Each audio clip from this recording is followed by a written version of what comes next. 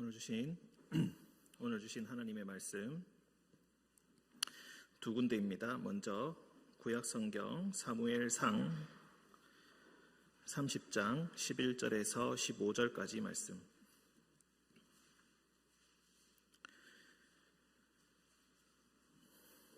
그리고 두 번째 말씀은 마가복음 10장 13절부터 22절까지 말씀. 이렇게 두 군데 우리가 읽도록 하겠습니다. 먼저 사무엘상 30장 11절부터 15절까지 우리 교독으로 읽고 15절은 함께 읽도록 하겠습니다. 무리가 들에서 애굽 사람 하나를 만나 그를 다윗에게로 데려다가 떡을 주어 먹게 하며 물을 마시게 하고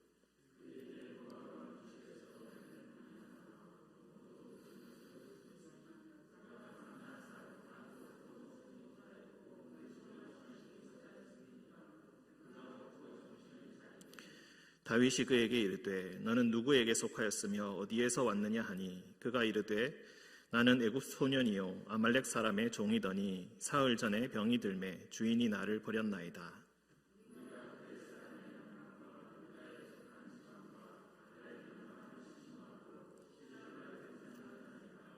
함께 읽겠습니다. 다윗이 그에게 이르되 네가 나를 그 군대로 인도하겠느냐 하니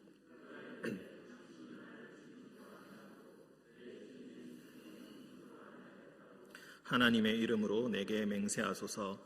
그리하면 내가 당신을 그 군대로 인도하리이다 하니라. 아멘. 두 번째 말씀 마가복음 10장 13절부터 22절까지 말씀입니다. 신약성경 71쪽 마가복음 10장 13절부터 22절까지 교독으로 읽고 22절은 함께 읽도록 하겠습니다. 사람들이 예수께서 만져주심을 바라고 어린아이들을 데리고 오매 제자들이 꾸짖거늘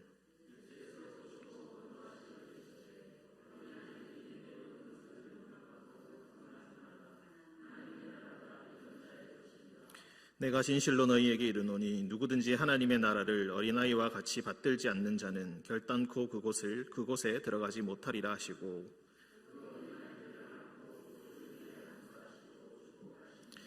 예수께서 길에 나가실새 한 사람이 달려와서 꿇어 앉아 묻자오되 선한 선생님이여 내가 무엇을 하여야 영생을 얻으리이까?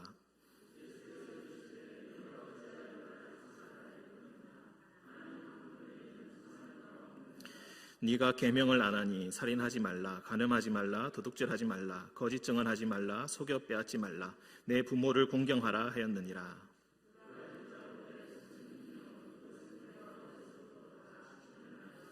예수께서 그를 보시고 사랑하사 이르시되 내게 아직도 한 가지 부족한 것이 있으니 가서 내게 있는 것을 다 팔아 가난한 자들에게 주라. 그리하면 하늘에서 보화가 내게 있으리라. 그리고 와서 나를 따르라 하시니 그 사람은 재물이 많은 고로 이 말씀으로 인하여 슬픈 기색을 띠고 근심하며 가니라. 아멘. 오늘 담임 목사님께서 피치 못할 사정으로 제가 대신 말씀을 전하게 되었습니다. 잠시 기도하고 말씀 전하겠습니다. 사랑과 은총이 충만하신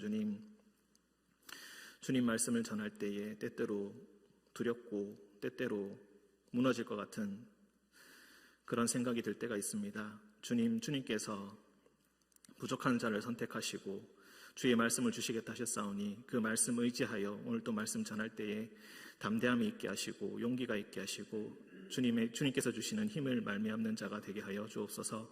말씀을 듣는 모든 자들이 낭만과 슬픔으로 있는 자들이 희망이 없는 자들이 주의 말씀으로 말미암아 회복함을 얻게 하시고 주님 말씀으로 말미암아 생명을 얻는 시간이 되게 하여 주옵소서.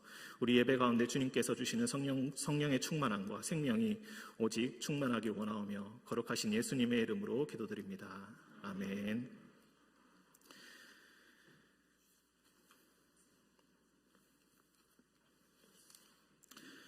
삶은 때로 영화보다 더욱더 잔혹하고 드라마보다도 더 비극적입니다.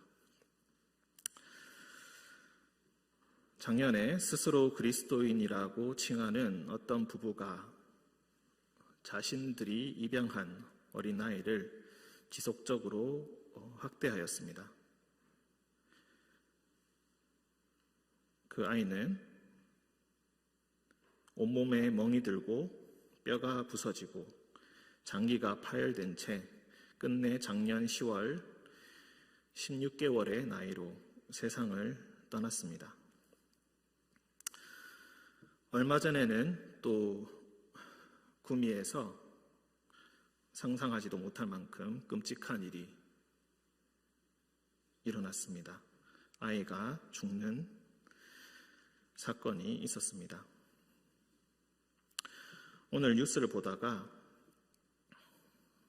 브라질에서는 어떤 20대 여성이 태어난 지 얼마 되지 않는 나는 아이를 원하지 않는다면서 아파트 6층에서 1층에 있는 쓰레기통으로 던져서 살해하는 일도 일어났다고 합니다. 그 사람들은 전부 다 자신에게 심한 우울증이 있었다고 항변하면서 선처해달라고 이야기합니다. 이런 참 가슴 아픈 일들이 지금도 우리에게 일어나고 있습니다. 하지만 사실 인류의 긴 역사를 되돌아볼 때 이런 일들은 그렇게 특별한 것만은 아닙니다. 왜냐하면 인류가 척박한 환경과 사투를 벌이면서 이런 일들은 종종 일어났기 때문입니다. 과학과 의학이 지금처럼 발달되기 전에는 영아 사망률이 굉장히 높았습니다. 만약 예수님이 계시던 시기에 혹은 그 전에 구약의 시기에 코로나19가 일어났다면 어떻게 되었을까? 상상하지도 못할 끔찍한 일들이 일어났을 것입니다. 그리고 실제로 그런 일들이 종종 일어나곤 했었습니다. 예수님이 살던 AD 1세기 그때 도시들이 발전하기 시작했습니다. 사람들이 처음으로 한 곳에 밀집되어 살기 시작하면서 그 당시에 도시의 위생과 환경은 정말로 상상을 초월할 정도로 좋지 못했다고 합니다. 피임이라는 것이 거의 없던 시절이었기 때문에 임신과 출산은 그들에게 일상이었습니다. 그리고 출산이 있을 때마다 산모와 아이는 목숨을 건 위험한 죽음의 밤을 견디고 이겨내야 했었습니다.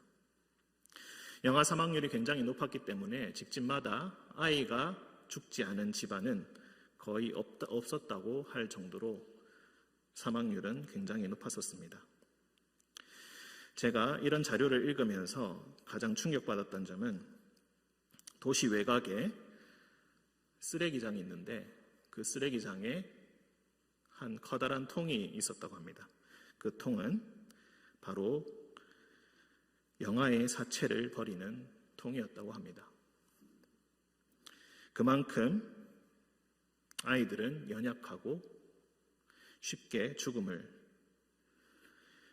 위기에 노출된 그런 존재들입니다. 삶의 환경이 척박해질수록 생존에 도움이 되지 않는다고 여겨지는 약한 자들, 아이들과 노인들은 언제나 그동안 위기에 노출되어 있었습니다. 만약 누가 살아야 할 것인가 선택을 해야 한다면 그들이 가장 먼저 배제를 당했기 때문입니다.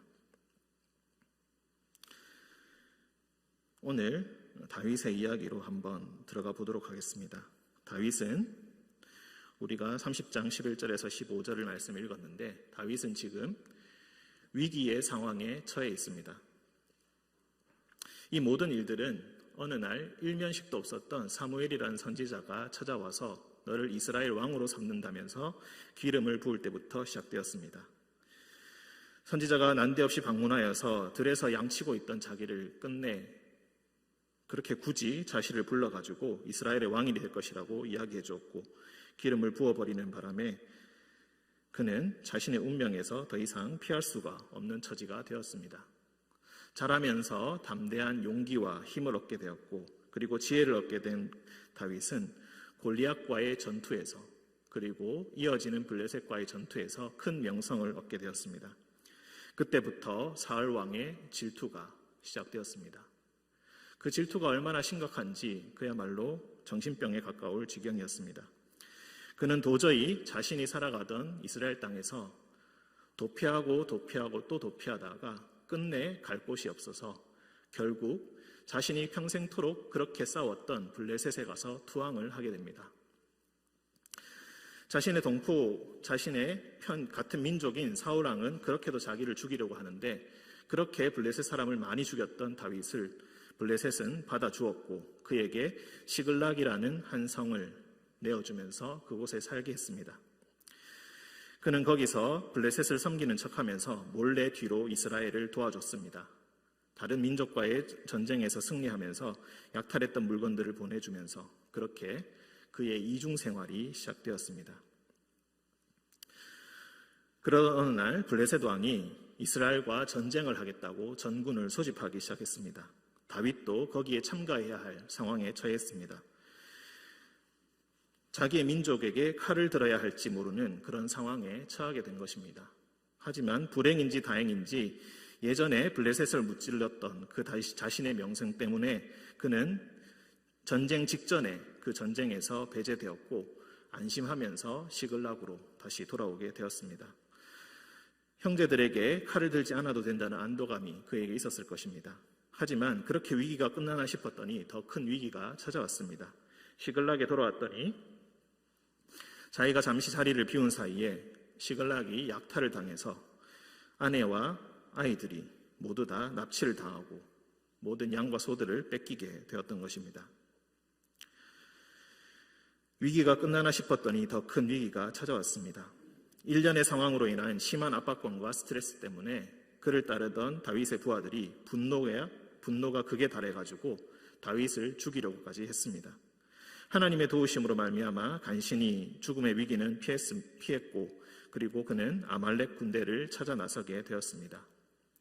아내와 아이들이 끌려가고 모든 재산이 다 빼앗긴 상황에서 누가 이성적으로 생각할 수가 있었겠습니까?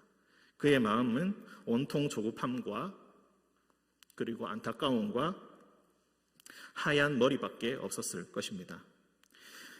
그는 그 상황에서 사실 다른 사람의 괴로움 같은 것은 생각할 여지가 전혀 없었습니다. 지금 자기가 세상에서 가장 힘든 사람이었기 때문입니다. 그런데 오늘 말씀에서 다윗은 아말렉을 찾아서 헤매다가 한 애굽 소년을 구해주는 이야기가 오늘 말씀에 나오고 있습니다. 우리는 여기서 아말렉과 다윗의 중요한 차이점을 볼 수가 있습니다. 그 상황 속에서 자신이 정신이 없는 그 상황 속에서 들에 쓰러져 있는 애굽 소년을 구해준다. 이스라엘 소년도 아니고 블레셋 소년도 아니고 자신과 어떤 이해관계도 없는 애굽 소년을 구해주었습니다. 무리가 그를 데리고 와서 그에게 보여주었을 때 그에게 먹을 것을 주어서 먹이고 그를 보살펴 주어서 다시 깨어나게 해줍니다. 그는 병이 들어서 아말렉 사람들의 노예로 지내다가 병이 들어서 쓸모가 없다 판단되어져서 버림을 당하였습니다. 버림당하여서 3일 동안 밤낮으로 아무것도 먹지 못한 채 그렇게 쓰러져서 죽음만 기다리고 있던 처지였습니다. 그것을 다윗이 보고 그를 구해주었던 것입니다.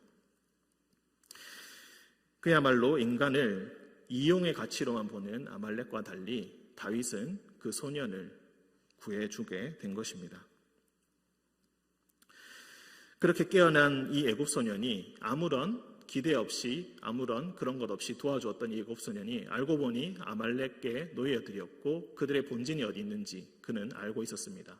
그래서 다윗이 그곳으로 나를 인도해 달라 그 소년에게 요청했을 때 그 소년의 대답은 참으로 슬픈 대답입니다.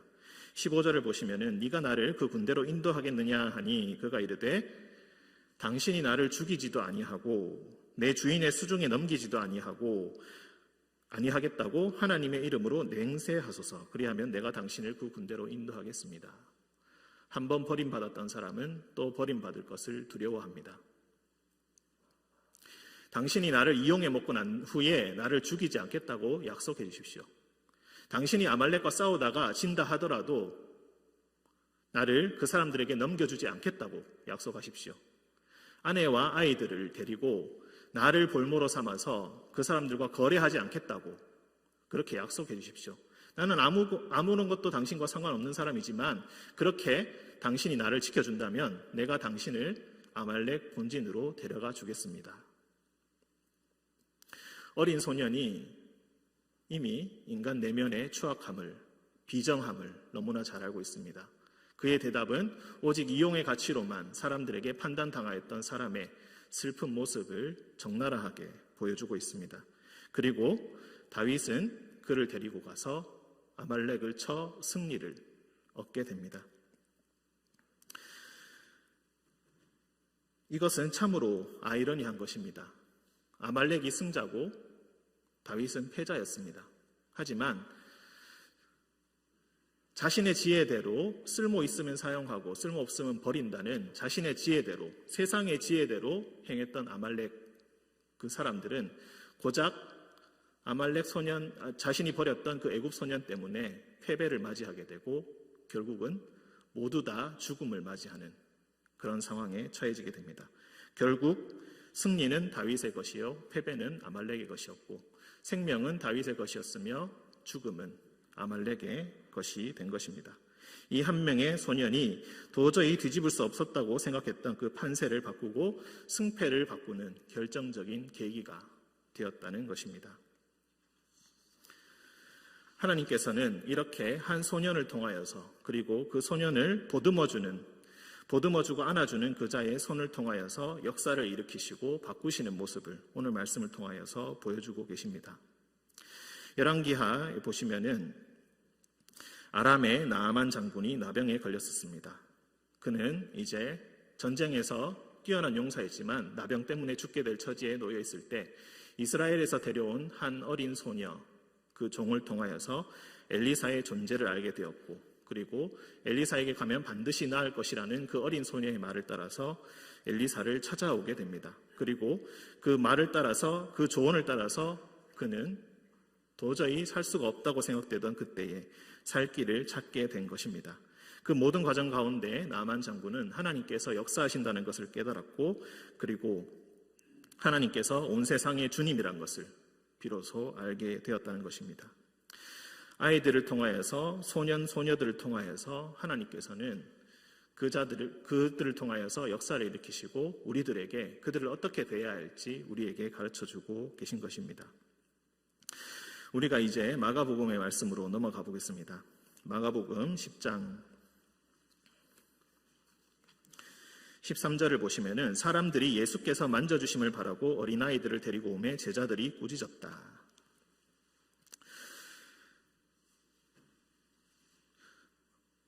예수님께서 만져주시는 것이 뭐 그리 대단한 일이라고 제자들이 그를 꾸짖는 것일까요?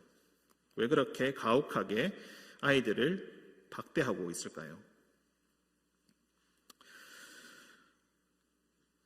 여러 가지 이유를 우리가 혼자서 생각해 볼 수는 있겠습니다만은 유대인들, 특히 바리새인들은 아이들을 열등한 존재로 인식했습니다. 왜 열등한 존재인가? 사람이라면은 하나님의 율법을 잘 지키는 것이 그의 의무입니다. 그런데 아이들은 율법을 이해할 능력이 없습니다. 율법을 실행할 능력도 없습니다. 하나님 앞에서 거룩한 것을 결정할 수 없고 실천할 수도 없는 그런 자들이었습니다. 그렇기 때문에 그들은 하나님 앞에서 열등한 존재였고, 그들이 다가와서 그들을 만진다는 것은 그리 좋지 않은 것으로 생각되어졌기 때문입니다. 아이들은 하나님의 사람이 될 수 없고 믿음도 가질 수 없는 존재, 믿음도 지킬 수 없는 존재, 그런 존재에 불과하다. 이 사고방식은 지금 우리의 사고방식으로는 참으로 이해하기가 어렵습니다.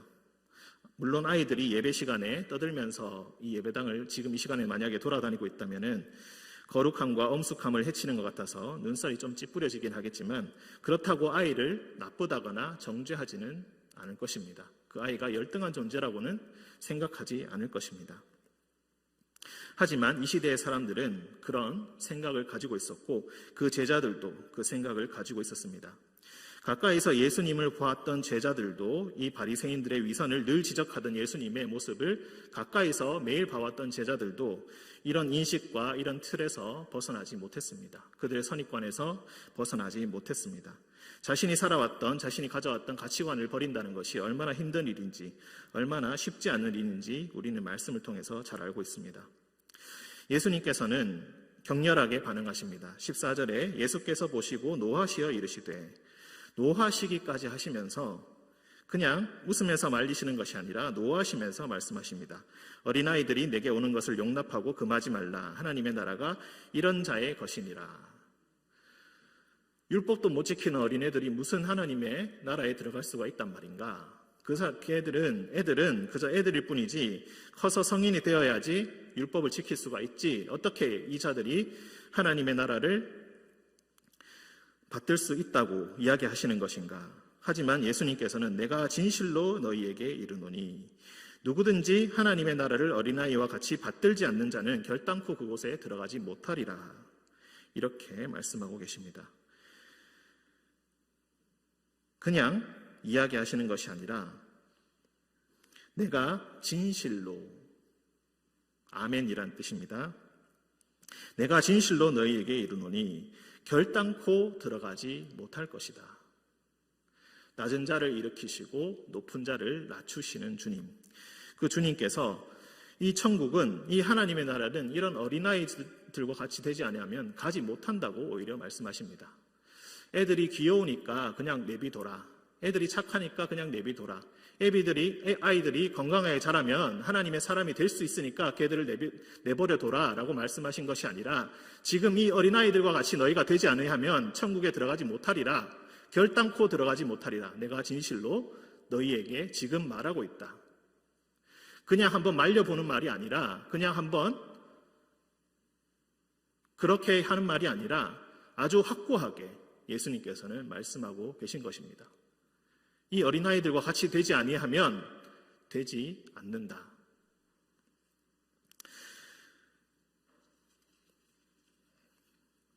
사실 다윗처럼 그냥 버려진 아이들 좀 도와주고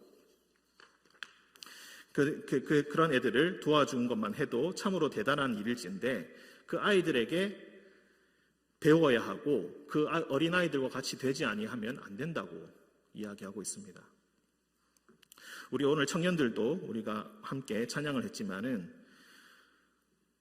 우리는 청년들에게도 지혜를 구하거나 무엇을 물어보지는 않습니다. 물론 스마트 기계나 그런 것을 다룰 때 물어볼 수는 있겠지만 청년들에게 인생의 지혜를 구하고 하나님의 지혜를 구하지는 않습니다. 우리가 가르쳐 주려고 하면 하지 그들에게 무엇을 배울 수 있다고는 생각하지 않습니다. 그들과 같이 되어야 된다고 생각하지도 않습니다. 오히려 그들을 한심하게 생각하고 지혜가 부족하다고 생각하고 그들을 때로는 무시하기조차 합니다. 청년들에게도 이러할진데 어린아이들에게 무언가를 배워야 한다라는 것은 참으로 파격적인 말이 아닐 수가 없었고 특히나 1세기의 그 제자들에게는 정말로 말이 안 되는 말씀이었던 것입니다. 그렇다면 어린아이와 같아진다는 것, 어린아이들과 같이 된다는 것이 어떤 것을 의미하는가? 우리가 여러 가지를 생각해 볼 수가 있겠습니다. 오늘 말씀에서 13절부터 16절까지만 끊어서 우리가 생각한다면은 사실 어떤 단서도 찾을 수가 없습니다. 그냥 어린아이와 같이 되라고만 하십니다. 어린아이와 같이 된다는 것이 무엇인가? 어린아이 때의 사고방식으로, 어린아이 때의 지식으로 되돌아간다는 것인가? 그렇게 생각할 수는 없습니다. 우리가 그렇게 돌아갈 수는 없습니다. 아이처럼 다시 순수해지고 순진해질 수는 없습니다. 어느 정도는 가능할지 몰라도 사실 이 과제는 아담과 하와가 선악과 먹기 이전으로 돌아가는 것만큼이나 우리에게는 불가능한 일이라고 할 수가 있겠습니다. 그렇다면 우리가 문맥과 흐름을 통해서 이 문제를 더 깊이 생각해 보고자 합니다. 이 문제에 대한 통찰을 우리는 다음 단락에서 찾아볼 수가 있겠습니다. 아이들을 안아주시고 안수해 주시고 길로 다시 나오셨을 때 17절 예수께서 길에 나가실 때 한 사람이 달려옵니다. 우리는 이것을 흔히 부자 청년의 이야기다라고 하지만 오늘 말씀 17절에서부터 22절까지는 그 사람이 청년이다라는 말은 한 군데도 없습니다. 그냥 그 사람이 부자, 어떤 한 사람이라고만 이야기합니다. 한 사람이 달려와서 꿇어 앉아서 묻습니다. 선한 선생님이여, 내가 무엇을 하여야 영생을 얻으리이까? 사실 복음서에는 영생이란 말을 그렇게 많이 쓰지는 않습니다. 복음서에는 마태에서는 주로 천국, 마가와 누가에서는 하나님의 나라라는 말을 많이 씁니다. 우리가 14절, 15절에서도 하나님의 나라, 하나님의 나라, 하나님의 나라를 그 단어가 쓰이는 것을 볼 수 있는데 이 한 사람은 달려와서 어떻게 하면 영생을 얻을 수 있는가 묻습니다. 물론 하나님의 나라나 천국이나 영생이나 그게 아니겠는가라고 우리가 생각할 수가 있겠습니다. 하지만 이 단락에서 이 영생이란 말은 그 사람에게 꽤나 중요한 말입니다. 왜 그는 영생이라고 말했는가? 예수님께서 네가 어찌하여 나를 선하다 일컫느냐? 하나님 외에는 선한 이가 없다라고 하면서 너는 계명을 지켜야 한다. 살인하지 말라, 간음하지 말라, 즉 10계명에 있는 계명들을 나열하시면서 이것을 잘 지켜야 된다고 말씀하십니다. 그러니까 그가 기다렸다는 듯이 말합니다. 내가 어려서부터 그걸 다 지켰습니다. 그는 종교적으로 굉장히 철저한 사람입니다. 종교적으로 철저하다는 것이 무엇을 의미합니까? 도덕적으로도 흠잡을 데가 없다는 말입니다. 경제적으로는 어떻습니까? 22절, 그 사람은 재물이 많은 고로 이 말씀으로 인하여 슬픈 기색을 띠고 근심하며 갔다. 경제적으로도 부유합니다. 그는 부족한 것이 없는 사람입니다. 건강합니다. 재산이 많습니다. 계명을 잘 지켰습니다. 그는 명예도 충분히 있었을 것입니다. 그에게는 부족한 것이 없었습니다. 하지만 그에게 부족한 것이 딱 하나 생겼습니다. 하나의 갈망이 생겼습니다. 그것은 바로 생명. 오래오래 살아야지 이것을 오래오랫동안 누리고 살아갈 수 있을 텐데, 종교적으로 그가 철저했던 이유가 무엇입니까? 율법을 잘 지켰던 이유가 무엇입니까? 어쩌면은 하나님께서 그를 오래오래 살게 해달라고 기대했을지도 모르겠습니다. 오래오래 사는 동안 이 모든 상황들이, 자신을 둘러싼 모든 잘됨들이 계속해서 유지하게 되기를 간절히 바랬을 것입니다. 그는 예수님 앞에서는 매우 경건하며 매우 신실한 척하면서 영생을 어떻게 하면 얻을 수 있는가, 하나님을 간절히 구하는 사람처럼 겉으로 보였습니다. 하지만 예수님께서 그를 보시면서, 그를 사랑하는 눈길로 바라보시면서 다음에 이런 말씀을 하십니다. 너의 재물을 다 팔아서 가난한 자들에게 주고 그 후에 나를 따라라. 그의 마음의 핵심을 찌르는 말씀이었습니다. 그는 영생을 운운하고 하나님을 운운했지만 사실 그가 바랬던 것은 이 세상의 삶이었고, 이 세상에 대한 미련이었고, 이 세상에서 충분하게 누리는 것을 그는 꿈꿔왔던 것입니다. 그러니 내가 진짜로 영생을 얻고자 하느냐, 진짜로 하나님의 나라를 얻고자 하느냐, 그러면은 네가 가장 마음속으로 소중하게 여기는 그 재물을 다 버리고 나를 따르라. 그리하면 너희가 얻을 것이다. 그것까지 팔아서 얻는다면은 내가 영생을 살 이유가 없지 않겠는가? 그 고민 근심하면서 그는 발길을 되돌립니다. 우리가 재물이라는 이 말의 의미를 꼭 돈으로만 생각할 필요는 없습니다. 이 돈은, 이 재물이라는 것은 명예도 포함되어 있습니다. 재산도 포함되어 있습니다. 심리적인 만족도 포함되어 있습니다. 종교적인 도덕적인 만족감도 다 포함되어 있습니다. 정신적인 건강도 포함되어 있습니다. 육체적인 건강도 다 포함되어 있는 것입니다. 가난하다는 것이 어떤 의미인지 겪어보신 분들은 모두 다 알 것입니다. 가난하다는 것은 그냥 돈이 없는 것이 아니라 인생의 모든 자존심을 짓밟히는, 그런 일이 언제 일어나도 이상하지 않는 그런 것입니다. 재물이 있다는 것은 바로 이런 것입니다. 그 재물을 모두 다 버려야 된다고 하니까 그는 영생을 얻을까 말까 다시 계산을 하면서 근심하면서 돌아갑니다. 재산을 다 팔면은 하늘에서 내게 보화가 쌓일 것이다. 하늘의 계산법대로 하면 네가 손해볼 일이 하나도 없을 것이다. 예수님께서 그렇게 말씀해 주셨는데 그는 하늘의 보화가 쌓인다는 말에는 신경도 쓰지 않고 고민 근심하면서 돌아갑니다. 하나님의 계산법, 천국에서 계산법은 그에게 전혀 수지타산이 맞지 않는 그런 이야기였습니다. 그의 마음이, 그의 경건한 척했던 그 모든 마음이 예수님의 명령하다로 모두 다 드러나 버리고 말았던 것입니다. 그러면 우리가 이 말씀을 다시 한번 생각해 볼 수가 있겠습니다. 어린아이와 같이 된다는 것은 어떤 것인가?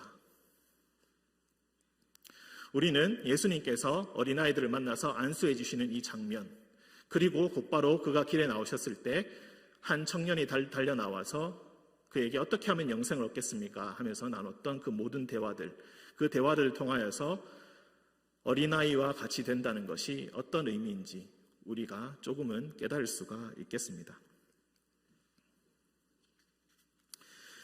아이들은 무엇을 필요로 합니까? 아이들은 율법을 전혀 모릅니다. 아이들은 거룩함이 뭔지도 모릅니다. 아이들은 예배가 어떤 것인지 아이들은 잘 알지 못합니다. 하지만 그들이 가장 중요하게 생각하는 것이 있습니다. 바로 부모입니다. 부모만 있으면 됩니다. 부모를 통해서 모든 것이 충족됩니다. 부자는 율법을 잘 지켜왔습니다. 재산도 많습니다. 명예도 있습니다. 자신의 터전이 아주 이 땅에서 확고하게 자리 잡고 있습니다. 하지만 그렇기 때문에 그는 땅의 것을 전혀 버리지 못하고 하나님을 온전히 받아들이지 못합니다. 부모만 있으면 된다. 나의 아버지 되시는 하나님만 있으면 된다라고 그는 전혀 생각하지 못합니다. 자신에게 만족과 기쁨을 주는 방식으로만 하나님을 대하고 하나님을 이용하고 있는 것입니다. 하나님의 말씀을 온전히 있는 그대로 수용하지 못하고 자신의 계산대로 자신의 마음속에 있는 계산기를 두들기면서 어떻게 하는 게 나에게 더 만족이 될지 나에게 더 이득이 될지를 생각하고 계산하고 있는 것입니다. 그저 그에게 필요했던 것은 하나님을 향해 두 팔을 다 벌리고 내 모든 것을 다 가져가도 좋으니 당신만 있으면 된다라는 그 고백이었을 것입니다. 하지만 그는 도저히 그 고백을 하지 못했습니다. 어릴 때부터 십계명을 철저히 지켜왔고 어릴 때부터 이 모든 것을 성실하게 준수해왔는데 내가 정말로 완벽한 사람인 줄 알았는데 온전한 사람인 줄 알았는데 하나님의 말씀 한마디에 내가 이 세상의 것에만 미련을 두는 자인 것이 낱낱이 드러나고 말았던 것입니다. 그 사람 자기가 누구인지 그는 그때서야 비로소 깨닫게 되었던 것입니다. 이렇게 어린아이와 같이 된다는 것이 어떤 것인지 우리는 이 두 사람의 비교를 통하여서 잘 알 수가 있겠습니다.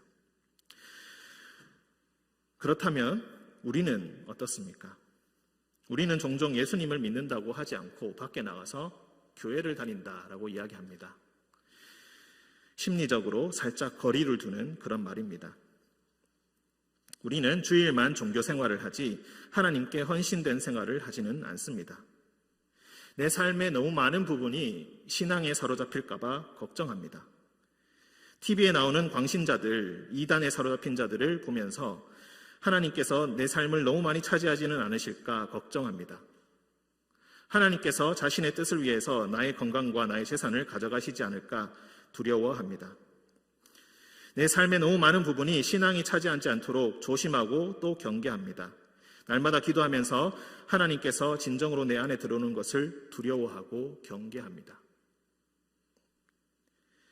내 삶을 간섭하지 않을 정도만 내 양심을 괴롭히지 않는 선에서만 하나님 내게 축복을 다하여 주시고 나에게 도움을 주시고 내게 임하여 주옵소서. 그렇게 우리는 다른 사람들과 같이 종교 생활을 합니다. 때로 주일에 나와서 거룩해지는 느낌에 잠시 젖어보기도 합니다. 때로는 힘든 봉사를 하면서 묘한 만족감과 소속감을 얻기도 합니다.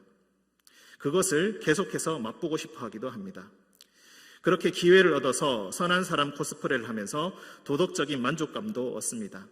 사람들의 시선과 칭찬이 자신에게 몰릴 때 마지막까지 겸손으로 자신을 장식하고 치장하면서 자신이 대단한 사람인 것을, 하나님의 사람인 것을 사람 앞에서 치장하고 끝내 자신을 꾸밉니다. 하지만 이런 느낌은 헌신이 아닙니다. 이런 느낌이 신앙생활의 목적이 아닙니다. 하지만 우리는 이것을 얻으면 모든 것이 끝났다고 여깁니다. 이 부자가 원했던 것도 이 청년이 원했던 것도 바로 그런 것이었습니다. 내가 어떻게 하면 조금 더 만족감을 느낄까? 내 재산과 내 명예와 이 모든 것을 보존하면서 어떻게 하면 한 단계 더 높이 올라갈까? 그것만을 생각하면서 그는 하나님의 나라를 구한다고 이야기하고 다니고 영생을 원한다고 그렇게 나는 갈망해왔다고 어릴 때부터 그랬다고 그렇게 이야기하고 있는 것입니다. 하지만 다 거짓이었습니다. 그는 다른 만족감에 도취된 그런 사람이었고 하나님을 향해 전혀 준비된 사람이 아니었던 것입니다. 예수님께서 부자가 하나님의 나라에 들어가는 것이 어찌나 어려운지 낙타가 바늘기에 들어가는 것보다 더 어렵다. 제자들이 절망해서 이야기합니다. 그럼 어찌하면 좋습니까? 사람으로서는 할 수 없지만 하나님께서는 하실 수 있다. 하나님께서 하실 수 있다. 하나님께서 하실 수 있다.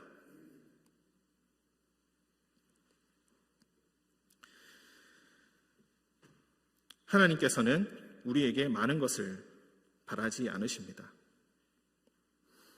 아이들이 그것들을 모른다고 탓하지 않으십니다. 그저 자신을 향해 손 벌려 뛰어오는 아이들을 기꺼이 안아주시고 그들의 손을 얹어서 축복을 해주십니다. 아이들은 그저 하나님만 신뢰합니다. 거짓말하지 않고 정직합니다. 좋으면 웃고 싫으면 웁니다. 뒤에서 계산기 두드려가면서 내가 이 사람에게 어떻게 대해야 될까 고민하지 않습니다. 그저 하나님만 온전하게 신뢰합니다. 그때 예수님께서는 아이들이 찾아오는 것을 막는 자들에게 노하여 하시며 그들을 안아주시며 안수해 주십니다. 그저 안수해달라고 안수기도 해달라고 찾아왔을 때인데 예수님께서는 그들을 안아주셨다고 16절에서 이야기하고 있습니다. 그리고 그 다음 이 부자 사람을 만나시면서 그 차이가 무엇인지 대화를 통하여서 대비하시면서 우리에게 가르쳐주고 계신 것입니다. 오늘은 어린이 주일입니다.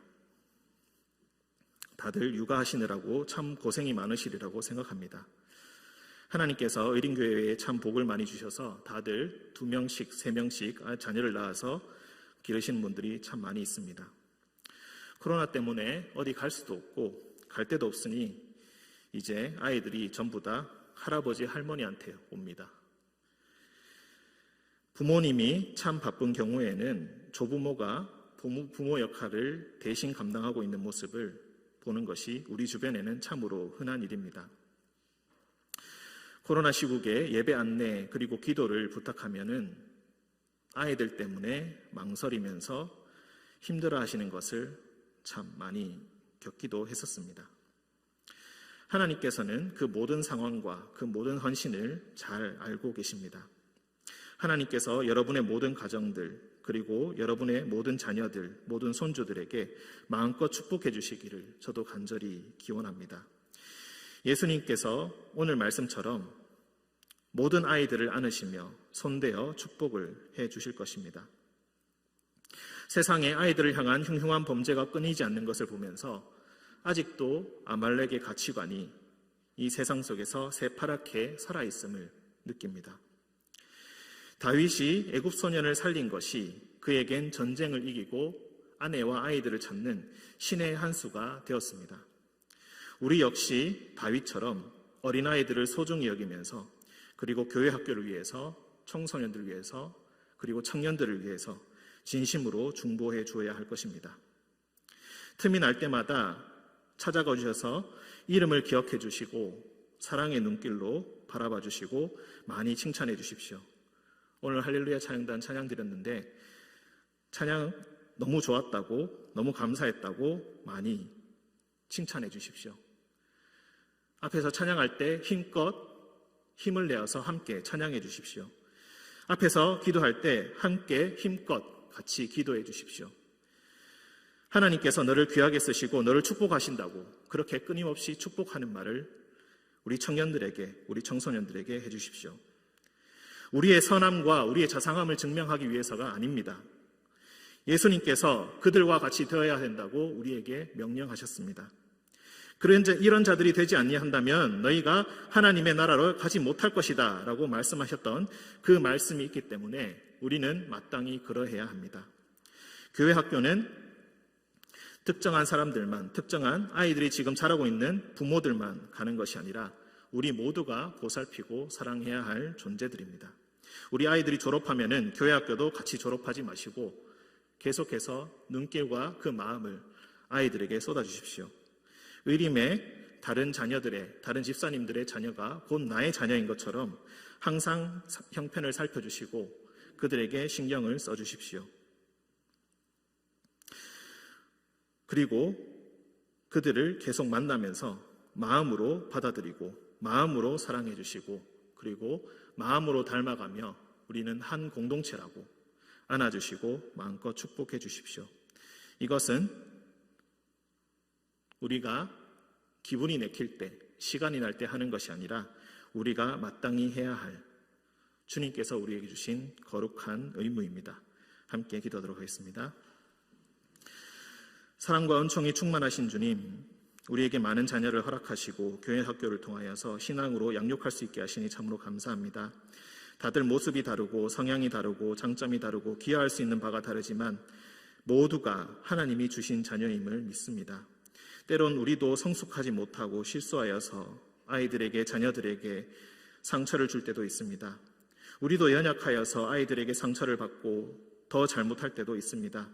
우리의 모든 부족함을 아시는 주님, 주님께서 아이들을 안아 축복하신 것처럼 우리의 자녀들을 껴안아 사랑하기를 포기하지 않게 하시고 오직 모든 상황 가운데서 주님만 의지하며 주님께 기도하며 아이들을 양육하게 하여 주옵소서. 이 모든 의림의 자녀들이 하나님 앞에서 훌륭한 예배자로, 거룩한 기도자로 세상의 빛과 소금이 되게 주님 모든 자녀들을 축복하여 주옵소서. 우리 주님께 의림의 모든 자녀들을 의탁하옵고 거룩하신 예수님의 이름으로 기도드립니다. 아멘.